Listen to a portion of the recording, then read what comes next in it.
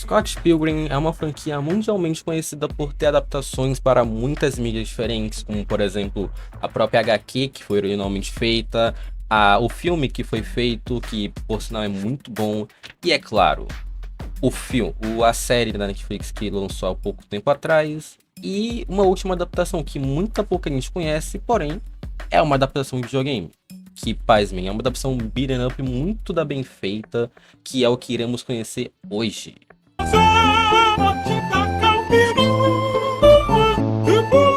Scott Pilgrim The Game, Scott Pilgrim vs. The World The Game, ou então Scott Pilgrim, o jogo, foi criado pela Ubisoft e pela Ubisoft Montreal em 2010.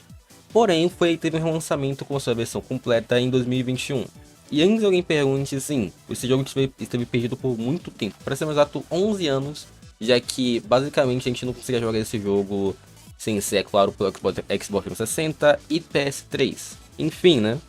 Bem, a história do jogo em si, eu não preciso muito explicar sobre o que é, mas basicamente você joga com os 4 personagens principais, 6 caso você esteja jogando com a Ubisoft Connect e 7 caso você tenha feito a insanidade que é zerar o jogo 4 vezes, que são eles a Ramona, o Scott, Knives, Kim, Steven Stills, o Wallace, que por sinal uma coisa bem engraçada é que quando você joga com o Wallace, você joga com o Wallace e acaba vendo o Wallace em múltiplas fases diferentes, e o Nega Scott, que eu não tenho gravações com ele porque você precisará com o Scott, a Kim, a Ramona e o Steven Stills. Tudo em um save só para desbloquear ele, e então acabei não conseguindo fazer isso, mas fazer o quê? Bem, a história do jogo basicamente segue a história dos quadrinhos, só que obviamente sem mostrar muito em detalhes o que acontece realmente, já que o jogo não tem tanta cutscene assim. O máximo cutscene que tu vai encontrar são as cutscenes do início da fase, algumas cutscenes para entrar de alguns bosses e mini bosses que,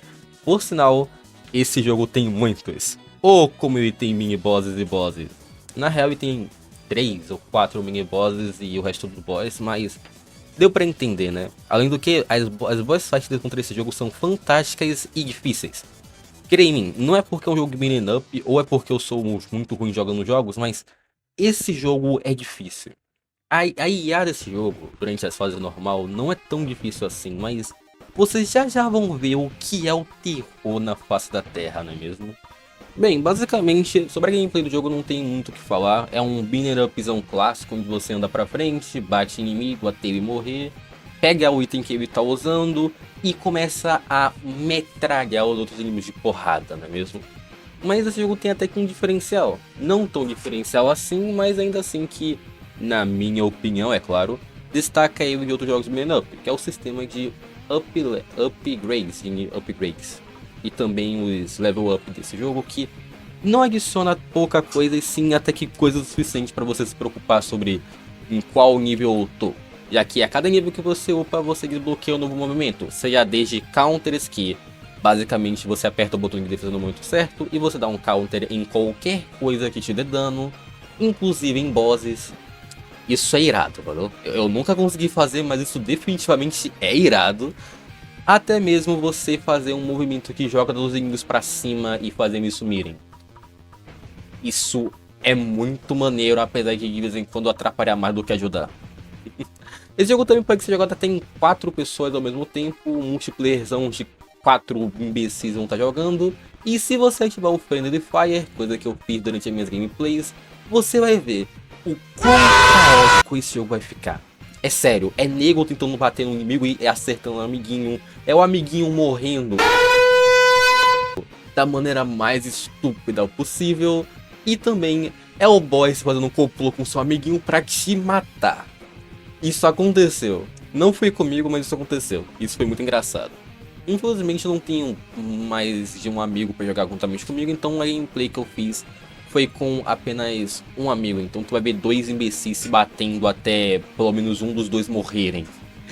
É engraçado, valeu? É bem engraçado. Outra coisa que esse jogo não para de te impressionar enquanto você joga ele é basicamente os gráficos e a música desse jogo. Basicamente, se você leu os quadrinhos do Scott Pilgrim, tu vai perceber que, oh my god, esses gráficos são extremamente parecidos com as HQs, não é mesmo? Sério, olha pra esses gráficos. são lindos, magníficos, impressionantemente bem feitos, e quando comparado ao gráfico da HQ do Scott Pilgrim, e até mesmo com o da série, você percebe que os caras foram extremamente fiéis. E a música desse jogo, que não sei porquê, mas me faz lembrar de Mega Man. Eu já me pergunto se eu joguei algum Mega Man. Não, nunca joguei num Mega Man assim a fundo, mas tem músicas que me fazem lembrar de Mega Man. Enfim, chega de falar sobre as músicas e vamos falar sobre realmente o que tem dentro do jogo além da gameplay, que são os bosses. E antes que alguém pergunte, não irei comentar sobre as fases, já que as fases são basicamente recriações dos capítulos que nós estamos no HQ. Como por exemplo, a primeira fase a gente tem um local cheio de neve, na segunda a gente tem um estúdio de gravação de um filme. Eu acho que já deu pra entender que não tem nada de muito interessante nessas fases, não é mesmo? Bem, vamos falar agora sobre os bosses e vamos iniciar pelo início, porque por onde mais a gente iria iniciar, não é mesmo? Vamos derrotar o Metal Patel, o boss mais xoxa, o boss mais fácil dessa franquia inteira. Sério, dá pra você fazer de tudo contra ele. Desde você spamar golpe nele caído, até mesmo você agarrar ele e jogar na PQP do Brasil. Eu não tenho isso gravado, infelizmente, mas dá pra fazer isso. A única coisa relativamente difícil dele, a única mecânica de boss que realmente deixa um pouco mais difícil é a questão das garotas demônio. Mas eu tenho certeza que isso não vai ser um problema pra ninguém que joga esse jogo por um longo período de tempo, não é mesmo? O segundo boss é o... o Lucas Leak, esse boss me deu pesadelos. É sério, olha pra essa cena aqui. Basicamente esse aí é um boss que vai te spamar golpe e não vai deixar você em pé nem por um segundo. Então, só tenta bater nele o mais rápido possível sem pensar muito, ok? O terceiro boss é o Todd, que tem uma mini boss fight no início antes dele, que é da Envy e da amante dele, que eu sinceramente não me lembro o nome e eu não quero que nenhum de vocês lembre, ok? Enfim. É uma mini boss fight até que legalzinha, onde você luta primeiro com a amante, depois com a Roxy, e depois com a amante de novo, e quando você menos espera, bum, as duas acabam se matando. E você tem que finalmente enfrentar o Todd, que, pasmem, é a segunda boss fight mais fácil desse jogo. Inclusive, se você conseguir derrotar ele do mesmo jeito que eu consegui derrotar. Foi magnífico, eu não vou mentir, foi realmente bem fácil. Partindo agora para a quarta... Não sei qual ex-namorado do mal, não sei como tá.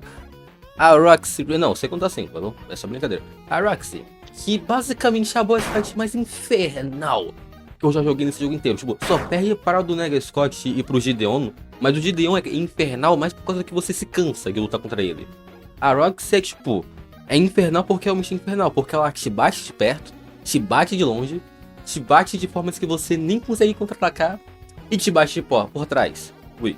Isso ficou meio estranho, mas ainda assim, não deixa de ser uma verdade. A única dica que eu posso dar pra essa boss fight é: se você encontrar um pedaço de bambu no chão, utilize ele sem pensar duas vezes e sem pensar, nossa, eu deixe essa batalha um pouquinho mais fácil.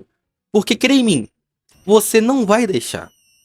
Definitivamente você não vai deixar e é bem provável que tu acabe morrendo no meio dela. E sério, isso vai te deixar muito bravo, ok? Partindo agora pros irmãos Kaio e Kenta Katawagi, a gente inicialmente começa uma festa, que quanto mais a gente progride nela, a gente acaba enfrentando uma mini boss fight que é contra o Robot One, ou Robozinho Caixa de Lixo Bosta. É a boss fight mais fácil que eu já vi na minha vida. Acho que é mais fácil até mesmo do que do Metal Patel. Sério, é muito fácil. Diferente da boss fight contra o robô gigante ferrado dos irmãos Katawagi, que pelo amor de Deus, que boss fightzinha difícil. É sério, tipo, eu vi essa boss fight pela primeira vez, eu e meu amigo, a gente chorou assim e falou, nem ferrando. E ele te bate. Ah, mas como ele te bate. Continuando, a gente finalmente encontra esses dois que definitivamente eu não sei o que eles fazem, já que eu só peguei um pedaço de madeira, e enfiei neles. Isso ficou muito errado, mas foi exatamente isso que eu fiz contra eles. Eles não tiveram nem chance de me enfrentar. Enfim, eu não tenho nenhuma dica pra dar contra eles. Se você estiver dando uma dificuldade, é só você pegar uma arma e bater neles. mas bater muito. A próxima boss fight é contra o Nega Scott, que é a segunda boss fight mais difícil desse jogo, porque você chega nele e você é estuprado. Não, desculpa. Você é macetado, sem chance de contra-atacar. Ele sarra você. Ele te sarra, ele joga Hadouken, ele te bate. Você levanta, tu tá apanhando de novo. Você pisca o olho, ele tá sarrando em você de novo. E a única dica que eu posso dar pra você contra ele é ore. Mas ore muito, valeu? De verdade mesmo. E tudo isso que a gente passou, a gente vai finalmente enfrentar o último boss. Gideon Graves, que é um caso especial desse jogo. Gideon Graves tem 3 fases, onde a primeira fase você passa por um elevador, chega nele e ele te espanca.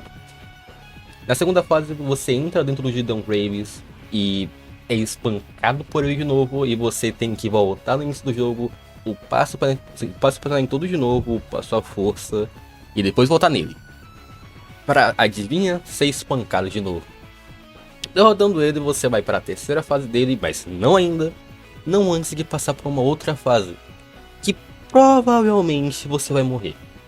Eu falo isso porque é difícil. Tem inimigo lá que aparece no nada e te dá 3 tiros e tu cai no chão morto, que num pedaço de bosta, um toletão de bosta assim, gigante, tá ligado? Enfim, caso você consiga finalmente chegar na sala do boss, você vai enfrentar o Gideon com uma espada, que não sei dizer que se é uma espada tão apelona assim. E se você estiver tendo muita dificuldade para enfrentar ele, entre nessa boss fight com um pauzinho elétrico. Eu não sei como dizer isso, um cacetete elétrico. Que ele vira nada. É só você pegar um timezinho certinho e ele morre muito fácil. Deixa a boss fight um pouquinho chata? Deixa. Mas para quem tá dando dificuldade, um pouquinho de facilidade não vai mudar tanto assim na experiência, não é mesmo?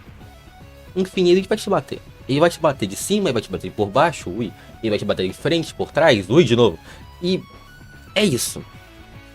Mas até que você finalmente chega no final do jogo, onde você percebe que tudo que você enfrentou foi apenas parte de um experimento maluco que ele fez. E você destrói o verdadeiro Gideon, matando ele assim por uma vez por todas e deixando o Scott finalmente namorar com sua atual Ramona Flowers. Por um segundo esqueci o nome dela. Enfim. O legal desse jogo, uma outra coisa que tem de especial nesse jogo, são os finais dele. Que basicamente, cada personagem tem um final diferente, onde, por exemplo, o Scott Pilgrim ele cria um harém ferrado. A Kim, ela começa a namorar com a Knives. O do Steven Stills, eles fazem uma banda de sucesso. O da Ramona, que é o final canônico, por sinal. O Scott começa a namorar realmente com a Ramona. A da Knives, que basicamente o Scott se casa com ela. E do Nega Scott, que basicamente ele bota o terror em tudo. Ah, mas você não falou do Wallace Wells. É porque o final dele não tem nada escrito. A única coisa que eu posso tirar sobre o final é que ele queria uma balada gay um dia deu rei. É isso, graças a Deus. Todos prezem ao Wallace Wells, o melhor personagem de todo o Scott Pilgrim. Ele não muda nada do início pro final. E ainda assim consegue ser um dos melhores personagens do jogo inteiro. E uau, esse foi finalmente o final de Scott Pilgrim, The Game. Talvez. Deixando obviamente o final o melhor pro último. A gente tem uma boss fight secreta, entre aspas, contra o pai da Knives, o Mr. Chow, que eu posso dizer é a melhor boss fight desse jogo inteiro de longe.